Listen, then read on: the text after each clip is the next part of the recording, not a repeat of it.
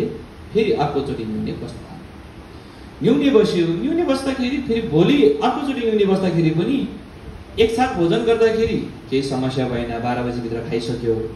भोलिपल्ट फेरि मौन व्रतको चाहिँ न्युने सुरु हुँदाखेरि रातिकालीनसम्म फेरि पनि त्यही समयमा भोक लाग्ने, तिर्खा लाग्ने, भोक लाग्ने, तिर्खा लाग्ने थाल्यो। अनि धेरै समस्या भयो।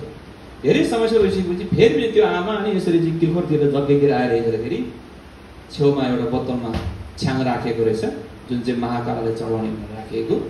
अनि त्यो आमाले तिर्खा लागेको कारणले गर्दाखेरि छ्याङ पुरै पिइदिएछ। अब फेरि के भयो? शिलभङ्ग भयो। मौन व्रतको दिनमा त पिउनु पनि मिल्दैन।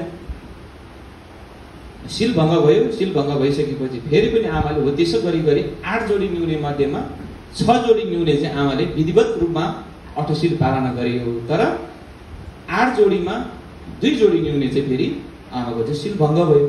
शिलभङ्ग भएर 8 जोडी न्युनेको कार्यक्रम पनि सक्यो। सकेको 3 दिनभित्रमा 3 दिनपछि ठ्याक्कै उक्त आमाको मृत्यु पनि भयो। मृत्यु भयो। त्यहाँबाट विभिन्न प्रकारको कुराहरू चाहिँ चल्न थाले, कुरो काट्न थाले। यो फलना आमा यसरी चाहिँ हवाईघाचन गुरुबाट न्युनेको दीक्षा लियो। 8 जोडी दीक्षा लिएको मध्येमा 2 जोडी न्युनेको दीक्षा शिलभङ्ग भयो। शिलभङ्ग भएर यसरी चाहिँ 6 जोडी त पुरा गर्यो, तर पनि न्युने सकेको यसरी 3 दिनभित्र नै उहाँको यसरी मृत्यु पनि।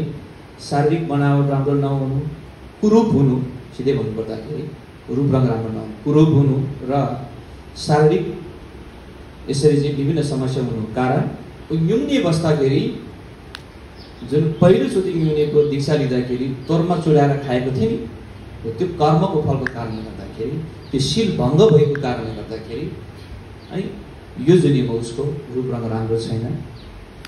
न्युनेको शिल दोस्रोचोटि दीक्षा लिएर शिल पालना गर्दै गर्दाखेरि उसले सहन नसकेर तिर्खा लागेर छ्याङ खाएको थियो।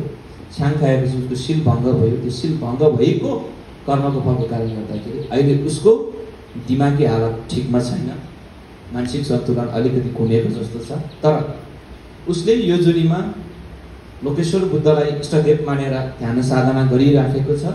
यसरी नै उसले ध्यान साधना गर्दै गयो भने अबको जुनी चाहिँ भने उसले अनि सुखवती भुवनमा जन्मिनेछ, राम्रो ठाउँमा जन्मिनेछ, यसरी छलकमा जन्मिनु पर्दैन भनेर चाहिँ धवै गन्छन् गुरुले त्यतिखेर चाहिँ प्रवचन दिनुभयो।